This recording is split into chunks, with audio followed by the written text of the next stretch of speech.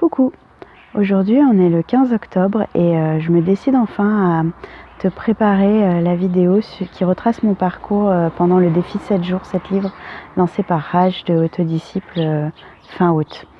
J'ai filmé pendant tout le défi et là je suis en train de te préparer la vidéo.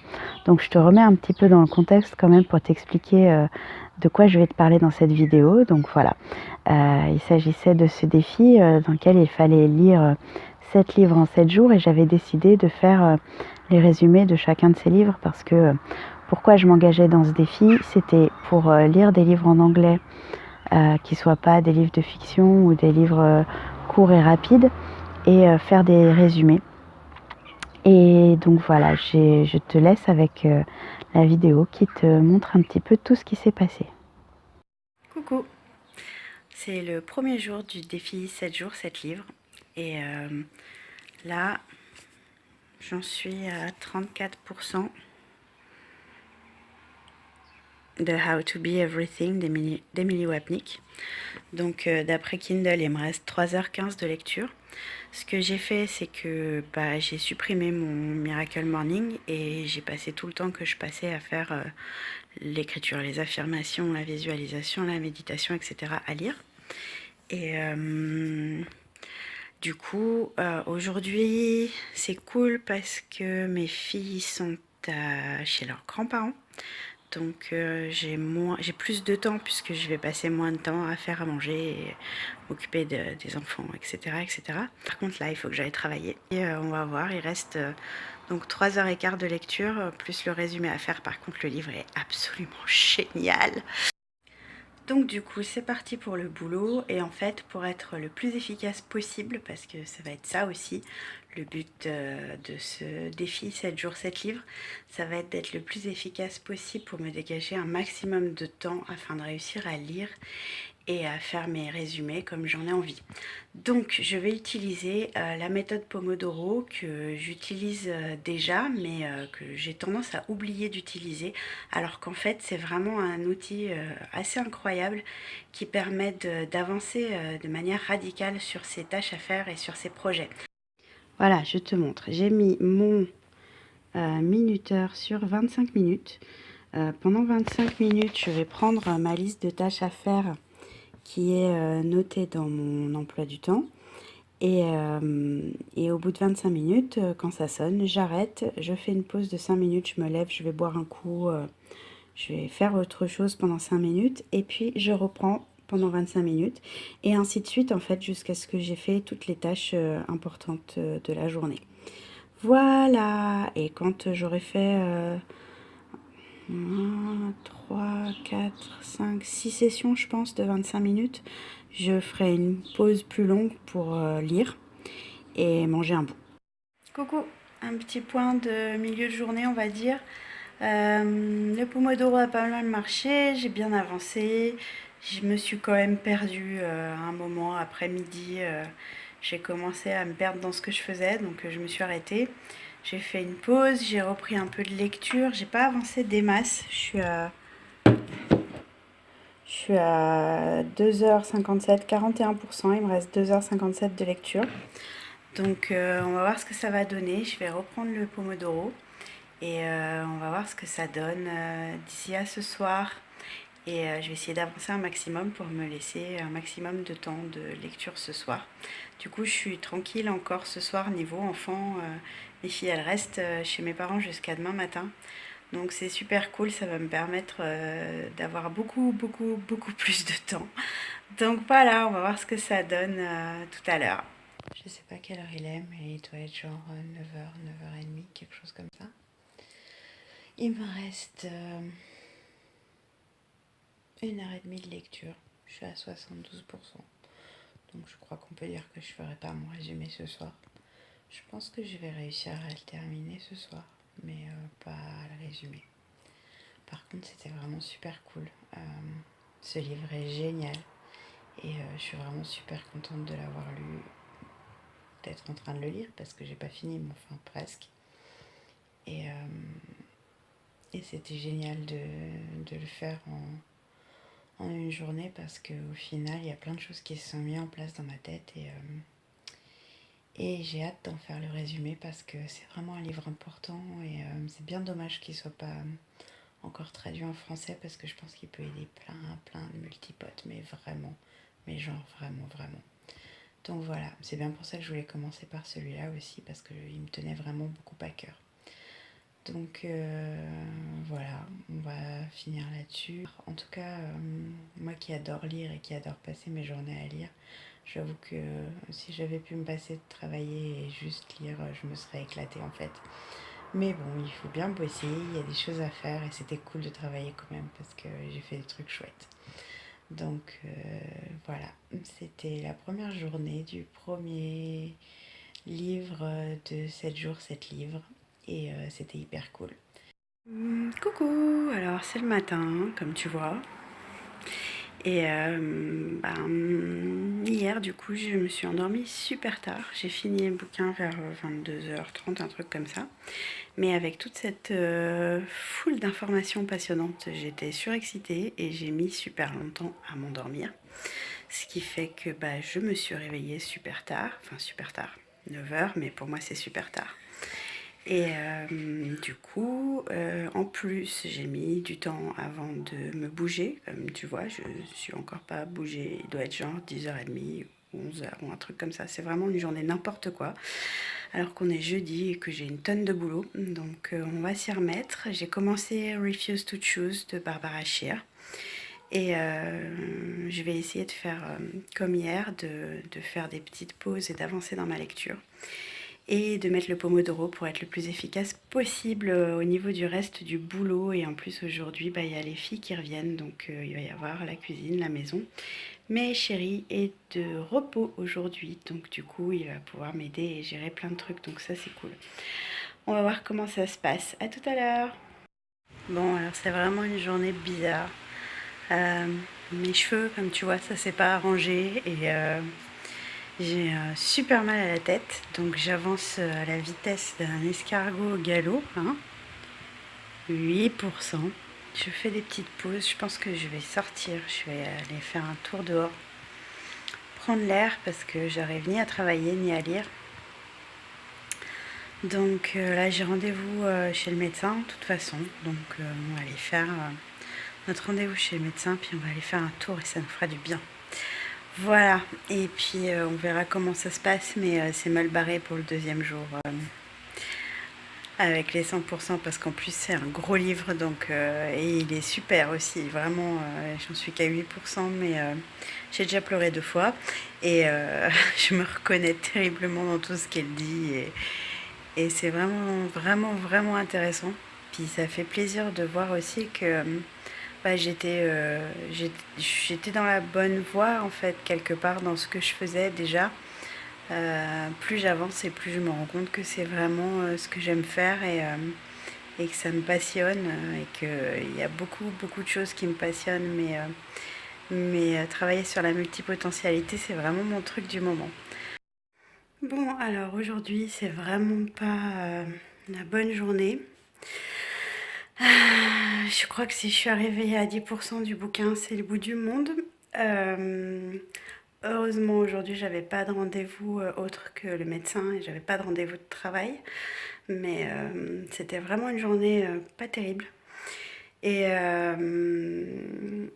et comme le médecin m'envoie faire le tour des spécialistes de la ville et que j'ai horreur de ça, ça arrange pas mon humeur. Donc je vais faire de mon mieux pour avancer sur le bouquin, mais clairement, je ferai pas un livre en une journée aujourd'hui. Et puis c'est pas grave, tant pis, on verra comment, si je rattrape ou si je rattrape pas. De toute façon, c'était une expérience. C'était voir si c'était possible, voir si je pouvais y arriver avec mes humeurs, ma maison, mon travail, mes enfants. Et voilà, là, aujourd'hui les enfants sont rentrés et clairement ça a été compliqué. Donc on verra bien, on verra demain. Je vais essayer d'avancer un peu ce soir et puis on verra comment ça se passe pour la suite. Coucou. Bon alors on est vendredi, capillairement ça ne s'est pas arrangé. Et de manière de motivation non plus.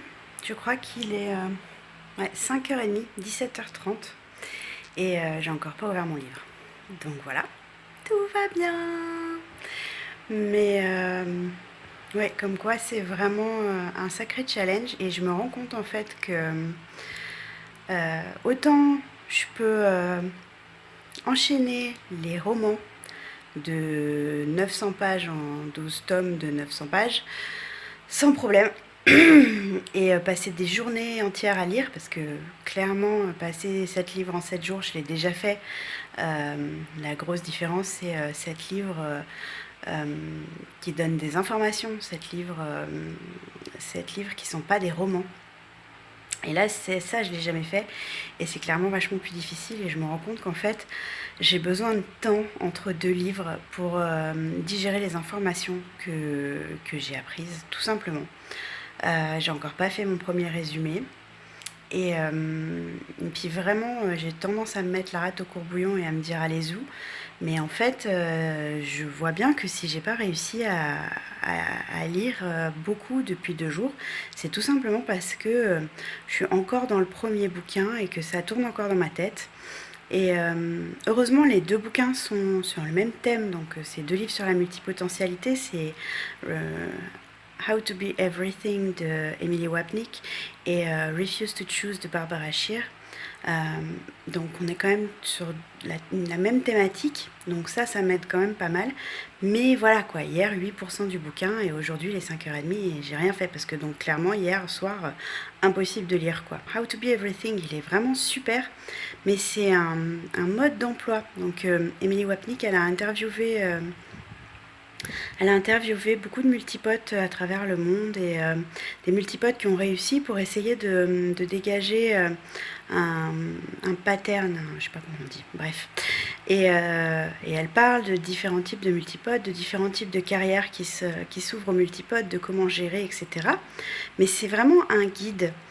Refuse to choose, pour l'instant, j'ai pas encore avancé et je pense qu'il y a une partie qui ressemble, qui est une partie guide certainement, mais là tout le début c'était très émotionnel, c'était très ce qui lui est arrivé par rapport à son histoire, par rapport à des histoires d'autres personnes, et même s'il y a aussi cette partie-là chez Emily Wapnick, c'est beaucoup moins présent. Et moi ça m'a beaucoup touchée en fait hier. J'en étais au début du livre, j'ai eu plein de fois où j'avais les larmes aux yeux. Et je pense que du coup, j'ai vraiment besoin de temps pour passer toutes ces informations et toutes ces émotions, parce qu'on touche à un sujet hyper sensible.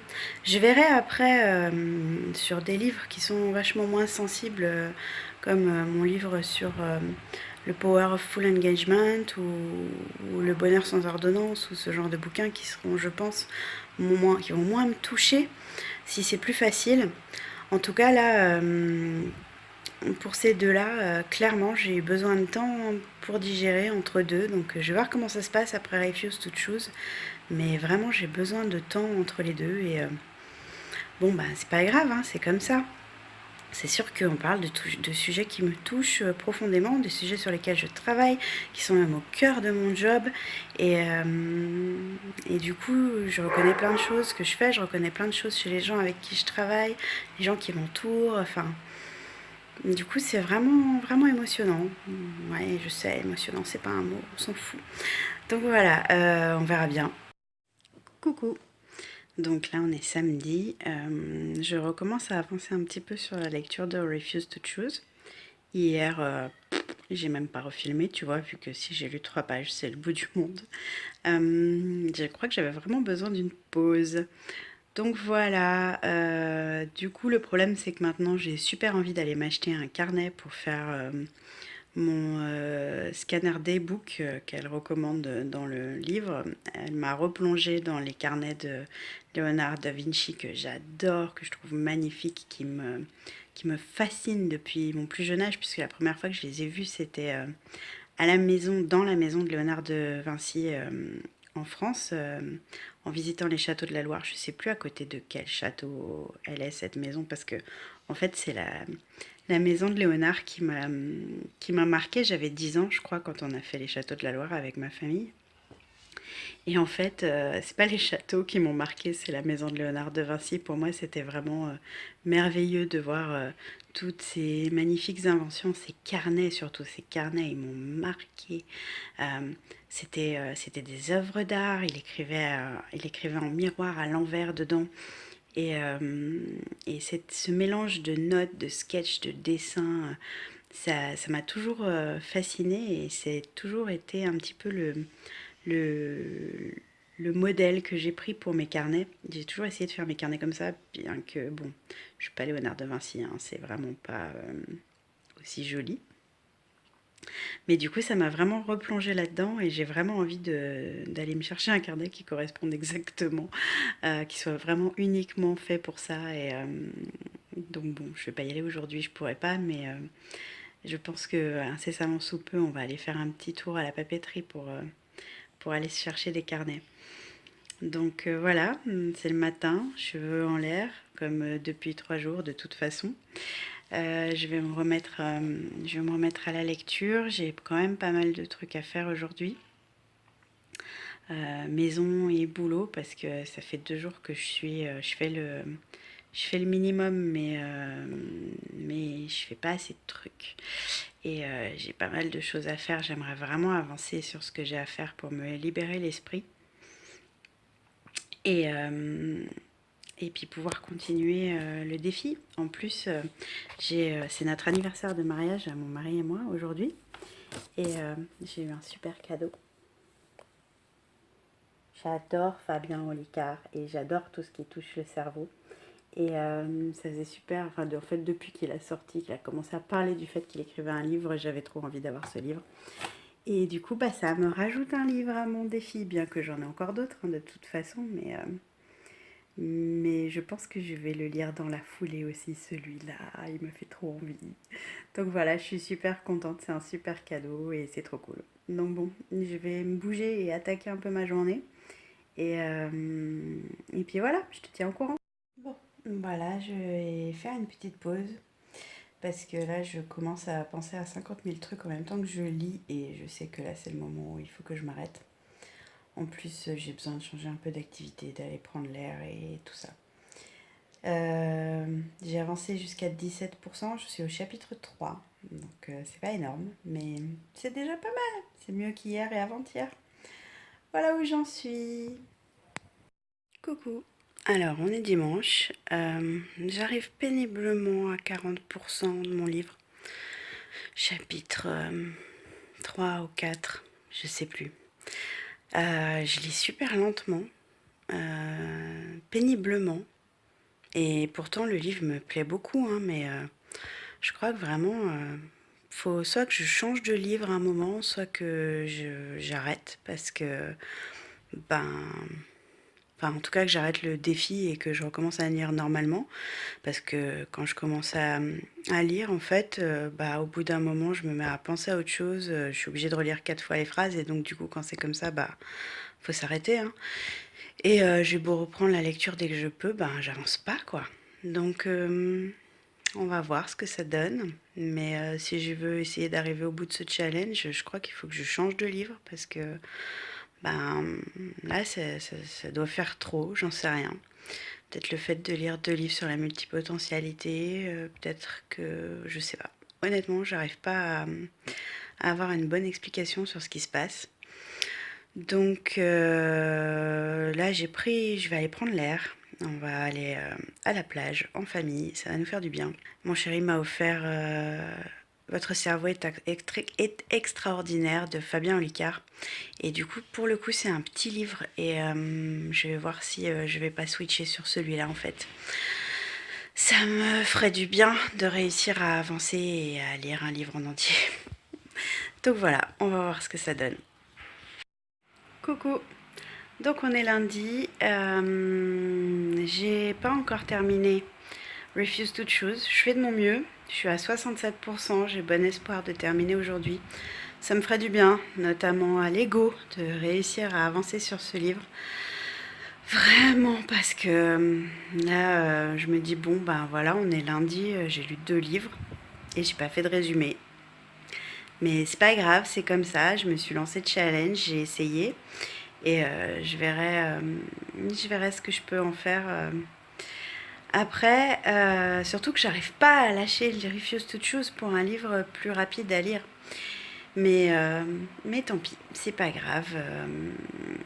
Je vais déjà essayer d'aller au bout de celui-là. Et surtout qu'en plus, c'était stratégiquement des mauvais choix, puisque j'ai pas l'intention de faire les résumés de ces livres-là tout de suite, vu que c'est des livres importants et que je veux les résumer, faire des longs résumés détaillés, vraiment expliquer ce qui se passe dans le livre et tout. Enfin bon, vu qu'ils sont pas traduits en français, je trouvais que c'était important de faire ça. Donc je vais prendre le temps de faire ces résumés-là. Donc du coup, bah, pour les autres résumés, il faut que je m'y mette. Et puis du coup, bah, le podcast, j'en ai pas refait. J'ai galéré samedi. J'ai refait 3 fois avec à chaque fois mes enfants qui faisaient du bruit et tout. Je crois que là aussi, j'arrive à un point où je suis au bout. Je pensais que ce serait une semaine tranquille. Et en fait, c'est une semaine de un petit peu les nerfs de 2 mois de vacances à m'occuper de mes enfants. Elles sont pas vraiment beaucoup parties, elles sont pas allées au centre aéré, elles sont allées un petit peu en colo, mais c'est quand même moi qui m'en suis occupée la plupart du temps. Et du coup, bah, ça fait que tu travailles vachement moins quand tu dois t'occuper des enfants. Et là, j'ai plein de choses à faire et du coup, bah, j'ai plein de choses à faire, j'ai les enfants et je me suis collé ce truc de bouquin en plus. Alors c'est bien parce que ça m'a obligée à me lancer dans des bouquins en anglais que finalement j'osais pas lire. J'avais acheté mais que j'osais pas lire alors que je savais que c'était important pour moi de les lire. Mais effectivement c'était important pour moi de les lire, ça me bouleverse pas mal. Et ça me fait beaucoup réfléchir et j'ai besoin de temps pour digérer tout ça et c'est pas évident dans le cadre du challenge. Donc du coup c'est super cool de faire ce challenge parce que bah, du coup je me rends compte que je lis quand même assez facilement en anglais même si je l'ai déjà fait avant. Là le fait de mesurer le temps que je passe à lire, je me rends compte que je lis aussi facilement en anglais qu'en français. Par contre, ouais, j'ai pas le temps de lire toute la journée, j'y arrive pas. Même si les jours où je pourrais prendre le temps, comme hier, c'était dimanche, mon mari était là, il aurait pu s'occuper des enfants, etc. J'avais juste besoin d'aller prendre l'air, quoi. J'avais juste besoin d'aller à la mer et de faire autre chose et de me changer les idées, parce que sinon j'ai le cerveau qui explose si je passe toutes mes semaines enfermée à lire et à m'occuper de la maison et du boulot sans faire rien faire d'autre. Bah, il y a un moment, c'est plus possible. Surtout que là, bah, je fais plus rien à côté puisque je prends tout mon temps pour la lecture, tout mon temps libre. Donc je jardine pas, je dessine pas, je fais pas grand chose d'autre que lire, travailler, m'occuper des enfants et me reposer quand j'en peux plus. Donc voilà, on va voir ce que ça donne. Et de toute façon, on n'est que lundi, il reste mardi, mercredi. Ça fait pas beaucoup. Ça fera pas 7 livres, quoi qu'il arrive. Donc bon, bah, on verra. Ah, ça, j'avoue que je suis pas super contente de moi. Mais bon, j'ai pas fait des super choix et j'ai pris des livres longs et pas évidents pour moi, alors que j'aurais dû prendre des livres courts et faciles à lire. Mais c'est pas grave. J'ai eu ce que je suis venue chercher déjà. C'est pas pour rien que j'ai commencé par ces deux-là et que je les avais mis au début de ma liste. C'était que c'était les plus importants à lire pour moi. Donc déjà au moins c'est fait. Donc là voilà, ce soir je vais essayer de terminer Refuse to Choose, histoire d'avoir quand même cette réussite-là. Et ça me fera du bien. Et voilà. Allez, bye. Coucou. Alors voilà, j'ai pas pris le temps de filmer hier, mais le défi 7 jours, 7 livres est terminé. J'ai quand même réussi à lire un livre de plus, Le bonheur sans ordonnance. Voilà. Et du coup, ça m'a vachement rassurée parce que bah, il fait 130 pages. Et du coup, bah, je l'ai lu en 2 heures. Et c'était hyper cool parce que je me suis dit, bon, en même temps, si j'avais choisi que des bouquins comme ça, j'aurais pu faire 7 jours, 7 livres. et c'est possible. C'est juste que faut s'organiser un peu mieux que ce que j'ai fait et choisir des livres courts. Après, je suis contente d'avoir choisi les livres que j'ai choisi à lire en premier parce que c'était ceux que j'avais du mal à lire, sur lesquels j'avais du mal à m'y mettre, parce que je savais que c'était des sujets qui allaient me toucher beaucoup et que c'était des livres en anglais et j'avais peur de ne pas réussir à aller jusqu'au bout. Et en fait, du coup, j'ai été jusqu'au bout, j'ai lu les deux. Après, j'ai lu le troisième, mon résumé est quasiment prêt. J'ai pas eu le temps de m'y remettre parce que forcément j'ai du boulot, il y a la rentrée à préparer. Puis moi je pars ce soir enfin non, demain, pour les pique-niques, le dernier pique-nique zéro déchet à Paris, où je vais faire un atelier, une dose de bonheur, et faire les derniers câlins à tous les copains que j'ai rencontrés pendant ce super moment cet été. Et voilà, donc je vais essayer de faire les résumés sur la route. Moi, je continue, du coup, le défi. Je vais lire mes 7 livres et puis je reprendrai mon 1 livre par semaine, 52 semaines, 52 livres ensuite. Et je vais te mettre les résumés au fur et à mesure sur ma chaîne YouTube, sur mon podcast et sur mon blog, au fur et à mesure que je les fais.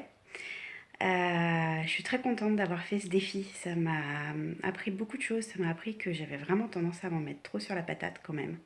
Parce que j'ai vraiment eu des moments où je me suis sentie nulle de ne pas y arriver. Alors qu'en fait, j'aurais pu y arriver. Et puis même si je n'y suis pas arrivée, c'est pas grave. J'ai fait de mon mieux.